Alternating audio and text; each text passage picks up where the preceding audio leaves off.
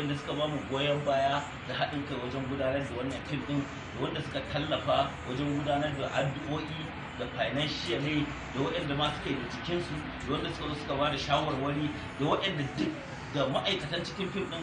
Kuma muna wa kowa fatan alheri, sannan kofar mu a buɗe take da duk wanda yake so ya bada gudunmuwarsa a cikin wannan fim ɗin, da wanda yake fim ɗin, da wanda baya fim ɗin, da malamai, da sarakuna, da duk jama'ar gari wanda yake so ya zo ya bada gudunmuwa ko ku shiga cikin wannan fim ɗin a yi da shi.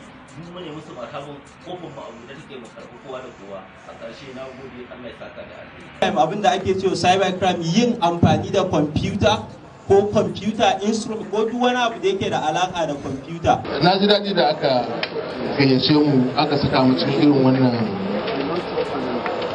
aiki da aka ɗauko mai tarin albarka. Wannan aiki da kuka ɗauko babban al'amari ne wanda dama can mun sha faɗa, harkar tsaro ba za ta yiwu ba sai kowa ya shigo cikinta. Ko da yaushe kofar gwamnati a shirye take da irin da shi da masu irin wannan tunani don ba su irin gudunmowa kowace iri daidai gwargwadon abin da ya kama insha Allah. Assalamu alaikum.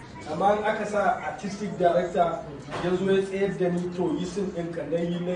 Ilimin abin da producer ne, ni kuma dan koyo ne. So I'll be proud of that. Zan yi murna, zan yi farin ciki, zan ji daɗi mutuƙa gaya. Mace ina kusa da shi. Domin zan yi wasu abubuwa da zai gadin dina. Wato tantance inda aka yi laifi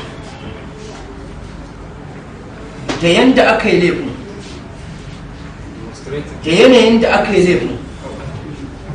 Anti daba, anti daba, anti daba, anti daba, anti daba, anti daba.